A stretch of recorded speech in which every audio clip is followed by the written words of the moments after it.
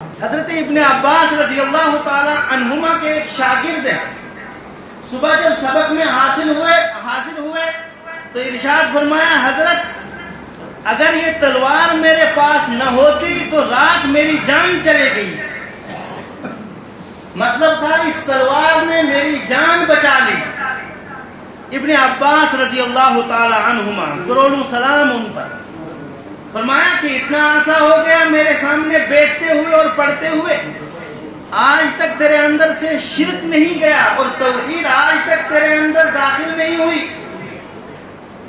یہ نہیں بتاؤ کہ اس تلوار نے مجھے بچایا، یہ تلوار نہ ہوتی تو میری جان چلے جاتی. یہ نہیں بتاؤ کہ آپ یہ بتایا کرو، اگر اللہ رب العزت نے اس تلوار کو میرے لیے ذریعہ نہ بنایا ہوتا تو میری جان چلی جاتی. فرش التراب يضمني وهو غطاء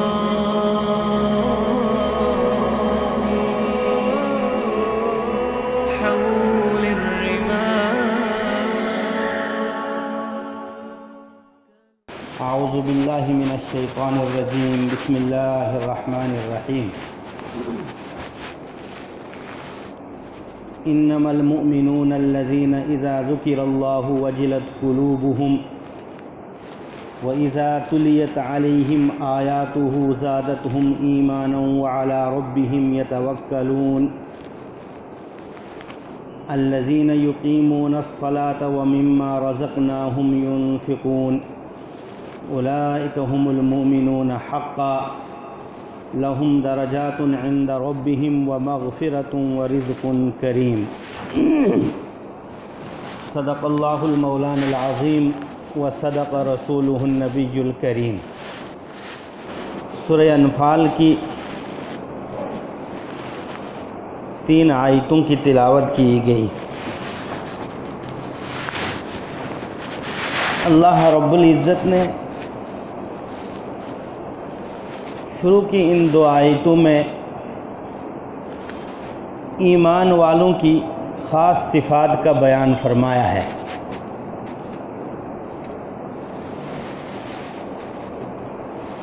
یہ ازلی کتاب جو ہے، اس میں ان صفات کا ذکر کرنے کا اور لانے کا مقصد یہ ہے کہ ایمان والا اپنا جائزہ لے. اگر یہ مخصوص صفات جو 5 صفت ہیں یہاں ایمان والے کے اندر پائی جاتی ہیں تو اللہ کا شکر ادا کرے. اور اگر یہ 5 صفات یا ان صفات میں سے کوئی صفت ایمان والے کے اندر نہیں ہے تو اس کو حاصل کرنے کی کوشش کرے اور اپنے اندر پیدا کرنے کی کوشش کریں. یا ہیں یہ صفات ایمان والے کے اندر لیکن ادنا درجے میں ہیں، کمزور ہیں، تو ایمان والا اپنے اندر طاقت کے ساتھ اور قوت کے ساتھ ان کو پیدا کرنے کی کوشش کرے. ساتھیوں، مختصر سے وقت میں ان مختصر سی صفات کو جو اللہ رب العزت کی بیان کردہ ہیں آپ کے سامنے عرض کروں گا. دعا کیجئے کہ اللہ رب العزت مجھے اور آپ سب کو یہ صفات عطا فرمائے اور ہمیں ان صفات کا مصداق بنائے. انما المؤمنون الذين اذا ذكر الله وجلت قلوبهم. پہلی صفت جو ایمان والے کے اندر کامل طریقے پر ہونی چاہیے وہ یہ ہے، انما المؤمنون الذين اذا ذكر الله وجلت قلوبهم. ایمان والے تو وہی ہیں جب ان کے سامنے اللہ رب العزت کا ذکر کیا جاتا ہے، وجلت قلوبهم، تو ان کے دل دہل جاتے ہیں، ان کے دل سہم جاتے ہیں، ان کے دل ڈر جاتے ہیں. اذا ذکر اللہ وجلت قلوبہم، ان کے دل سہم جاتے ہیں، ڈر جاتے ہیں ہیبت کی وجہ سے، خوف کی وجہ سے، عظمت کی وجہ سے۔ اللہ کے کلام کا ذکر ہوتا ہے، اللہ کی کتاب کا ذکر ہوتا ہے، اللہ کے نازل کردہ احکامات کا ذکر ہوتا ہے، اللہ کی بنائی ہوئی جنت کا ذکر ہوتا ہے، اللہ کی بنائی ہوئی جہنم کا ذکر ہوتا ہے، اللہ کے وعدوں کا ذکر ہوتا ہے کہ ایمان والا یہ کام کرے نیک تو اس کو یہ بدلہ ملے گا۔ اللہ کی وعید کا ذکر ہوتا ہے کہ ایمان اگر انسان سے گناہ ہو گئے تو اس گناہ کی یہ سزا ہے۔ جزا کا ذکر ہوتا ہے، سزا کا ذکر ہوتا ہے، قیامت کا ذکر ہوتا ہے، قیامت کی ہولناکی کا ذکر ہوتا ہے، حشر اور نشر کا ذکر ہوتا ہے، جزا اور سزا کا عذاب کا ذکر ہوتا ہے۔ وجلت قلوبہم، تو ان کے دل سہم جاتے ہیں، ان کے دل ڈر جاتے ہیں۔ اور ساتھ میں یہ کہ جب اللہ رب العزت کا ذکر، اللہ کی تسبیحات بیان کی جاتی ہے، اللہ کی توحید کے ترانے گاتا ہے، اللہ رب العزت سے استغفار معافی مانگتا ہے، اللہ رب العزت کی بڑائی کے، اللہ کی حمد کے ترانے گائے جاتے ہیں، تو اس وقت بھی اس کی یہ کیفیت ہوتی ہے کہ پروردگار میں تو ایک بندہ، میں مخلوق، تو خالق، کہاں یہ میری زبان جو ہر وقت گناہ میں لت پت ہوتی ہے، اور کہاں تیری ذات کہ جو ہر عیب سے منزہ ہے اور پاک ہے۔ میں اس لائق نہیں کہ میں تیرا ذکر کر سکوں۔ اس وقت اللہ رب العزت کی عظمت، اللہ کی بڑائی اور اللہ کا استحضار اور اللہ کا خوف اس کے دل و دماغ پر طاری ہوتا ہے۔ باری تعالیٰ فرماتا ہے جس کی یہ حالت ہے وہ کامل ایمان والا ہے۔ انما المؤمنون الذین اذا ذکر اللہ وجلت قلوبہم۔ اور ایک دوسرے مقام پر ارشاد فرمایا کہ یہ ایسے عاجز ہیں ایمان والے کہ جب ان کے سامنے اللہ کا ذکر کیا جاتا ہے تو وجلت قلوبہم، ان کے دل عظمت سے، خوف خدا سے، ہیبت سے، پروردگار عالم کے احترام سے ڈر جاتے ہیں۔ تیسرے ایک مقام پر فرمایا الا بذکر اللہ تطمئن القلوب، سنو اللہ رب العزت کے ذکر سے دل کو اطمینان حاصل ہوتا ہے۔ جو پڑھے لکھے لوگ ہیں وہ یہ سمجھیں گے کہ ایک جگہ ارشاد فرمایا دل ڈرتے ہیں اور دوسری جگہ ارشاد فرمایا دل مطمئن ہوتے ہیں، اور ڈر اور خوف یہ اطمینان کے خلاف ہے۔ دل کو چین ملے، سکون ملے، راحت ملے، یہ اطمینان ہوا، اور خوف طاری ہو، ہیبت طاری ہو تو یہ ڈر ہوا۔ اس کا کیا مطلب ہے؟ اللہ رب العزت کی آیات، اللہ رب العزت کے ذکر، اللہ کی عظمت کا جب تذکرہ ہوتا ہے تو ایمان والے کو ویسی وحشت نہیں ہوتی ہے جیسی وحشت سانپ سے ہو، بچھو سے ہو، شیر سے ہو، ریچھ سے ہو، بلکہ اللہ رب العزت بڑا ہے، اللہ عظیم ہے، اس بنا پر خوف طاری ہوتا ہے، اس بنا پر اس کو ہیبت طاری ہوتی ہے کہ میں ایک ادنا اور اللہ رب العزت کی ذات بلند و بالا۔ اور اسی کا دوسرا نام ہے اطمینان، کہ جب اللہ رب العزت کا ذکر کرتا ہے تو وحشت طاری نہیں ہوتی ہے، بچھو اور سانپ سے جیسے ڈر لگتا ہے ویسا ڈر نہیں لگتا ہے، بلکہ اللہ کا احترام دل میں رچ گیا ہوتا ہے، بس گیا ہوتا ہے، اور اللہ کی عظمت کی وجہ سے اس پر کپ کپی طاری ہوتی ہے، کیونکہ اس کے دل میں نور ایمان پیوست ہوتا ہے، اور دل میں نور ایمان نے گھر کر لیا ہوتا ہے، اس کو شرع صدر حاصل ہو گیا ہوتا ہے۔ اللہ کی محبت، ایمان کی محبت، کتاب کی محبت، کتاب اللہ کے لانے والے محمد عربی صلی اللہ علیہ وسلم کی محبت اس کے دل میں رچ گئی ہوتی ہے، بس گئی ہوتی ہے، گھر کر لیا ہوتا ہے اللہ کی محبت نے اس کے دل میں، لہذا وہ اللہ کی عظمت کو تو جانتا ہے لیکن دل مطمئن بھی ہوتا ہے، تو اس کو ارشاد فرمایا، کہیں وجلت فرمایا اور کہیں اطمینان ارشاد فرمایا۔ یہ مطلب نہیں ہے کہ اللہ رب العزت سے نعوذ باللہ وحشت طاری ہو، اللہ کے ذکر سے نفرت طاری ہو اور وہ بھاگنے لگ جائے اللہ کی ذات سے یا اللہ کے ذکر سے۔ یہ تو ایمان والے کی علامت نہیں ہے، یہ منافق کی علامت ہے۔ تو ایمان والے کی پہلی صفت ہے انما المؤمنون الذین اذا ذکر اللہ وجلت قلوبہم، کہ جب ان کے سامنے اللہ کا ذکر کیا جاتا ہے تو ان کے دل سہم جاتے ہیں، ڈر جاتے ہیں، ہیبت کی وجہ سے، عظمت کی وجہ سے، احترام کی وجہ سے۔ انما المؤمنون الذین اذا ذکر اللہ وجلت قلوبہم واذا تلیت علیہم آیاتہ زادتہم ایمانا۔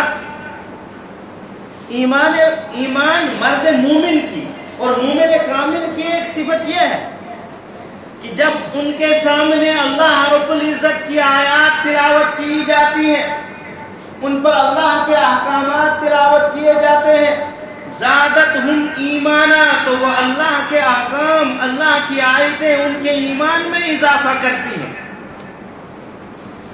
ایمان والے کے ایمان میں اضافہ ہوتا ہے اللہ کے احکامات کی تلاوت کی وجہ سے، قرآن کریم کی تلاوت کی وجہ سے، قرآن کریم کے معنی پر غور کرنے کی وجہ سے، قرآن کریم کے معنی کو سمجھنے کی وجہ سے۔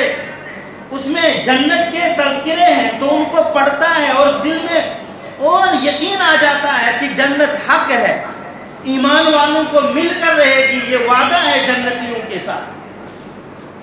قرآن کریم میں جہنم کی ہولناکی، قیامت کی ہولناکی کو پڑھتا ہے، وہاں کی وعیدوں کو پڑھتا ہے، اور وہاں عذر قبول نہیں ہوگا اس کو پڑھتا ہے، اور جہنم کے تذکروں کو پڑھ کر، حشر و نشر کے تذکروں کو پڑھ کر مومن کامل کو عذاب نہیں دیا جائے گا، منافق کو، فاسق کو، فاجر کو، بے ایمان کو قیامت کی ہولناکیوں کا سامنا ہوگا، جہنم رسید ہوں گے۔ جب یہ آیتیں اور یہ احکامات تلاوت کرتا ہے تو اس کو یقین ہو جاتا ہے کہ میرے خالق کا ارشاد ہے اور اس میں ذرہ برابر کمی اور بیشی نہیں ہو سکتی ہے، یہ صحیح ہے، من و عن ہے۔ محمد عربی صلی اللہ علیہ وسلم پر یہ کتاب نازل ہوئی ہے اور آپ کے صحابہ کے توسط سے ہم تک پہنچی ہے، لہذا یہ حق ہے۔ زادتہم ایمانا، تو ان کے ایمان میں اضافہ ہوتا ہے۔ ایمان میں اضافہ ہونے کا مطلب یہ کیا ہے کہ اس کا دل مطمئن ہو جاتا ہے کہ یہ اللہ کا فرمان ہے، یہ حق ہے، اور اللہ رب العزت نے جو ارشاد فرمایا اس کا مصداق کبھی تو مومن بنے گا، کبھی کافر بنے گا، کبھی فاسق بنے گا، یعنی جو وعدے ہیں وہ بھی مل کر رہیں گے ایمان والوں کو، اور جو وعید ہے، جن سزاؤں کا ذکر ہے، وہ بھی فاسق کو، فاجر کو اور کافر کو مل کر رہیں گی۔ وَإِذَا تُلِيَتْ عَلَيْهِمْ آيَاتُهُ زَادَتْهُمْ إِيمَانًا، جب ان پر اللہ کی آیتیں پڑھی جاتی ہیں، قرآن کریم کی آیتیں پڑھی جاتی ہیں، زَادَتْهُمْ إِيمَانًا، تو ان کے ایمان میں اضافہ کرتی ہیں وہ آیتیں، دل مطمئن ہو جاتا ہے، شرح صدر حاصل ہو جاتا ہے، اور اللہ کا خوف اس کے دل میں اور کامل اور مکمل پیدا ہوتا ہے، آخرت کی طلب اس کے دل میں پیدا ہوتی ہے، آخرت کی طلب اس کے دل میں پیدا ہوتی ہے۔ دنیا اس کو جو ہے بھوسا محسوس ہوتا ہے، دنیاوی کھیل تماشے، زیب و زینت، مال دولت، عزت، اس کو وہ حقیر جاننے لگتا ہے جب اس کو شرح صدر حاصل ہوتا ہے، جب اس کے دل میں نور ایمان پیوست ہوتا ہے پروردگار عالم کے اس کلام پر غور کرنے کی وجہ سے۔ تو پہلی صفت ہے کہ جب اللہ کا ذکر کیا جائے تو عظمت کی وجہ سے اس کا دل ڈرنے لگ جائے، اللہ کا احترام دل میں رچا ہو، بسا ہو، اور اللہ رب العزت کے سامنے پوری دنیا کو حقیر جاننے لگ جائے اور اللہ ہی کو عظیم ماننے لگ جائے۔ دوسری صفت یہ ہے وَإِذَا تُلِيَتْ عَلَيْهِمْ آيَاتُهُ زَادَتْهُمْ إِيمَانًا، کلام اللہ کی تلاوت ہو، کلام اللہ کی تفسیر ہو، کلام اللہ کے معنی بیان کیے جا رہے ہوں، ترجمہ اور تشریح پیش کی جا رہی ہو اس کو من و عن پروردگار عالم کا کلام سمجھ کر اس کو مانے، دل سے یقین کرے، زبان سے اقرار کرے تو اس کے ایمان میں اضافہ ہونے لگتا ہے، ایمان اور قوی ہونے لگتا ہے۔ وَعَلَىٰ رَبِّهِمْ يَتَوَكَّلُونَ، اور تیسری صفت یہ ہے کہ ایمان والے ایسے ہوتے ہیں کہ وہ اپنے رب پر بھروسہ کرتے ہیں۔ دنیا کوئی کام ہو، تجارت ہو، کھیتی باڑی ہو، حکومت ہو، عہدے ہوں، دینی امور ہوں یا دنیاوی امور ہوں، امکان کے مطابق وہ کوشش کرتا ہے، اسباب کی حد تک وہ سبب کو تلاش کر کے اس کے ذریعے سے اس کو حاصل کرنے کی کوشش کرتا ہے، لیکن ان سب اسباب کو اختیار کرنے کے بعد وہ اللہ رب العزت پر بھروسہ کرتا ہے کہ اصل تو خالق کل اور مالک کل، اصل مسبب پروردگار عالم ہے۔ میرا کام تھا کوشش کرنا، میرا کام تھا سبب کو تلاش کرنا، میرا کام تھا صبح کے وقت دکان کھولنا، اب گاہکوں کا بھیجنا اور نفع پہنچانا، نقصان پہنچانا یہ ذات الہی کا کام ہے۔ میرا کام ہے صبح سے جمعے کی تیاری کرنا، غسل کرنا، کپڑے پہننا، عطر وغیرہ لگانا اور پھر کسی سواری کا انتظام کرنا۔ لیکن اگر توفیق الہی میسر ہو، اللہ چاہے گا تو میں مسجد میں حاضر ہو جاؤں گا، نماز جمعہ ادا کروں گا۔ میرا کام ہے زمین میں بیج ڈال دینا، اور پھر جو ماہرین زراعت، کھیتی باڑی کے ماہرین جن اصول اور جن اسباب کو اختیار کرتے ہیں ان اسباب کو اختیار کرنا، لیکن اس کو زمین سے اگانا اور اس میں برکت ڈالنا اور اس کو گلے کی شکل اختیار کرانا اور پھر جو ہے اس کو مجھ تک پہنچانا، یہ ذات الہی کا کام ہے، یہ ہے بھروسہ۔ بلکہ اس سے اور واضح سنیے، نبی اکرم صلی اللہ علیہ وسلم سے ایک صحابی نے پوچھا، ترمذی شریف کی روایت، اللہ کے رسول اونٹنی کو میدان میں کھونٹے کے ساتھ باندھ دوں اور اس کے بعد بھروسہ کروں، یا اونٹنی کو میدان میں کھلا چھوڑوں بغیر باندھے پھر توکل اور بھروسہ کروں؟ آپ صلی اللہ علیہ وسلم، ہزاروں سلام آپ پر، کروڑوں رحمتیں نازل ہوں آپ کی قبر مبارک پر۔ امت پر بہت بڑا احسان ہے جس کا قیامت تک ہم حق ادا نہیں کر سکیں گے، نبی اکرم صلی اللہ علیہ وسلم کا۔ ہمارے ماں باپ آپ پر قربان، آپ نے ارشاد فرمایا اور عجیب و غریب تشریف فرمائی اس توکل کی، اس بھروسے کی۔ فرمایا نہیں، اونٹنی کو کھونٹے کے ساتھ باندھ دیں، اس کے بعد یہ بھروسہ کریں کہ اللہ اس کو ضائع نہیں کرے گا، یہ توکل ہے، یہ بھروسہ ہے۔ رہتے دنیا تک ایمان والوں کو نبی اکرم صلی اللہ علیہ وسلم نے تعلیم دی کہ آپ رزق کے اسباب تلاش کر سکتے ہیں، تجارت کے اسباب تلاش کر سکتے ہیں، سفر کے اسباب تلاش کر سکتے ہیں، جو سبب ہے یہ توکل کے خلاف نہیں ہے، بھروسے کے خلاف نہیں ہے۔ سبب کو سبب جانو اور اس کو اختیار کرو، ہاں اس کے بعد کامل اور مکمل طور پر سبب پر بھروسہ نہ کرو، ذات الہی پر بھروسہ کرو کہ پروردگار تو ہی دینے والا ہے، تو ہی محتاج بنانے والا ہے، تو ہی غنی بنانے والا، تو ہی صحت یابی عطا کرنے والا ہے اور تو ہی جو ہے بیماری عطا کرنے والا ہے۔ ایک آدمی بیمار ہے، وہ یہ تو جو ہے اعتقاد رکھے کہ اللہ رب العزت نے بیماری کا علاج پیدا فرمایا اور اس کے لیے دوائی ہے، دوائی کو اللہ رب العزت نے سبب بنایا ہے صحت یابی کا، لیکن یہ ساتھ ساتھ یہ اعتقاد رکھے کہ اللہ رب العزت اس دوائی میں شفا ڈالیں گے تو مجھے شفا حاصل ہوگا، صحت یابی حاصل ہوگی، اور اگر اللہ رب العزت اس دوا میں شفا نہیں رکھیں گے تو مجھے صحت یابی حاصل نہیں ہوگی۔ یہی مطلب ہے سبب کا اور یہی مطلب ہے خالق کل اور مالک کل کا کہ ہم اس دوائی پر ہی کامل بھروسہ نہ رکھیں بلکہ بھروسہ رکھیں اللہ کی ذات پر. ہاں یہ اعتقاد رکھیں کہ دوائی میں اللہ رب العزت نے شفا رکھی ہے. بات دور نکل گئی، لیکن اس سے ملتی جلتی ایک بات. حضرت ابن عباس رضی اللہ تعالی عنہما کے ایک شاگرد ہیں. صبح جب سبق میں حاصل ہوئے تو ارشاد فرمایا، حضرت اگر یہ تلوار میرے پاس نہ ہوتی تو رات میری جان چلے گئی. مطلب تھا اس تلوار نے میری جان بچا لی. ابن عباس رضی اللہ تعالی عنہما، کروڑوں سلام ان پر، فرمایا کہ اتنا عرصہ ہو گیا میرے سامنے بیٹھتے ہوئے اور پڑھتے ہوئے، آج تک تیرے اندر سے شرک نہیں گیا اور توحید آج تک تیرے اندر داخل نہیں ہوئی.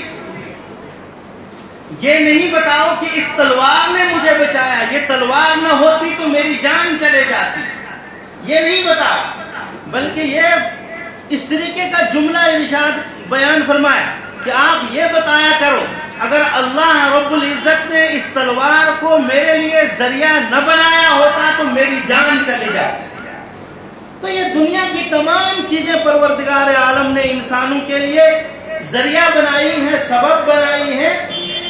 یہ ذاتی طور پر ان میں اثر ڈالنے کی اور ذاتی طور پر ان چیزوں میں کسی کو مالدار اور فقیر بنانے کی، کسی کو بیمار کرنے یا شفا دینے کی صلاحیت نہیں ہے. اصل مؤثر اور مسبب پروردگار عالم ہے. یہ دنیا کی چیزیں سبب ہے. تو تیسری صفت جو ایمان والے میں ہونی چاہیے وہ یہ ہے کہ وَعَلَىٰ رَبِّهِمْ يَتَوَكَّلُونَ، وہ اپنے رب پر بھروسہ کرتے ہیں. الَّذِينَ يُقِيمُونَ الصَّلَاةَ، چوتھی صفت ایمان مرد مومن کی، مومن کامل کی یہ ہے کہ الذین یقیمون الصلاۃ، وہ نماز قائم کرتے ہیں. نماز پڑھنے کا نہیں کہا، قائم کرنے کا کہا. اور علماء نے لکھا ہے نماز قائم کرنے کا مطلب یہ ہے نماز کے آداب، نماز کے فرائض، نماز کے واجبات، مستحبات، سنن اور آداب کی رعایت کرتے ہوئے نماز پڑھ رہا ہو. آج جو نماز کے برکات اور ثمرات ہمیں حاصل نہیں ہوتے ہیں، اس میں اپنے آپ کو بھی مخاطب بناتا ہوں. یہ اسی وجہ سے کہ جس طریقے سے اللہ کا مطالبہ تھا کہ تم عبادت کرو، نماز پڑھو، رسول رحمت صلی اللہ علیہ وسلم کا مطالبہ تھا، ویسے ہم ادا نہیں کر رہے ہیں، نہیں پڑھ رہے ہیں. اس وجہ سے وہ ثمرات، وہ نتائج اور وہ فوائد حاصل نہیں ہوتے ہیں جو قرآن کریم میں جگہ جگہ ارشاد فرمائے گئے کہ نماز کی وجہ سے یہ فائدہ ہے، یہ فائدہ ہے. الذین یقیمون الصلاۃ، چوتھی صفت وَمِمَّا رَزَقْنَاهُمْ يُنْفِقُونَ، مرد مومن کی پانچویں صفت کہ اللہ رب العزت نے جو کچھ ان کو دیا اس میں سے وہ خرچ کرتے ہیں اللہ کے راستے میں، زکوٰۃ کے طور پر، صدقہ فطر کے طور پر، صدقات واجبہ کے طور پر اور نفلی صدقات کے طور پر. حتیٰ کہ ان کے گھر مہمان آتا ہے، حتیٰ کہ وہ پڑوسی کے گھر میں کچھ بھیجتے ہیں، حتیٰ کہ کسی بیوہ پر وہ خرچ کرتے ہیں. تو یہ سب اس میں وَمِمَّا رَزَقْنَاهُمْ يُنْفِقُونَ، اس میں آتا ہے کہ وہ زکوٰۃ دیتا ہو، صدقہ فطر دیتا ہو، نفلی صدقہ دیتا ہو، مساجد میں خرچ کر رہا ہو، مدارس میں خرچ کر رہا ہو، مہمانوں کو کھلا رہا ہو، پڑوسیوں کو کھلا رہا ہو. وَمِمَّا رَزَقْنَاهُمْ يُنْفِقُونَ، مرد مومن کی، کامل ایمان والے کی صفت یہ ہے کہ وہ اللہ کے دیے ہوئے مال میں سے خرچ کرتا ہے، وہ کنجوسی نہیں کرتا ہے.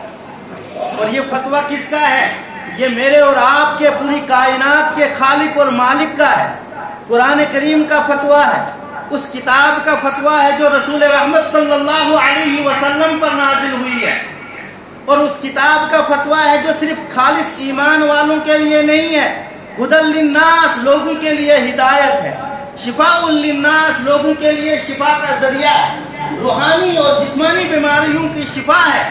اس کتاب میں ہے اولئک هم المؤمنون حقا، یہی حقیقت میں مومن ہیں. واقعتاً اگر کامل ایمان والے ہیں تو وہ لوگ ہیں جن میں یہ پانچ صفات پائی جا رہی ہیں جن کا ذکر ابھی اوپر آیا. انما المؤمنون الذین اذا ذکر اللہ وجلت قلوبهم اولئک هم المؤمنون حقا. تبھی میں عرض کر رہا تھا یہ کسی عالم اور مفتی کا فتویٰ نہیں ہے، قرآن کریم کا فتویٰ ہے. جس آدمی میں یہ صفات پائی جائیں گی اور بدرجہ عدم پائی جائیں گی، کامل طریقے پر پائی جائیں گی۔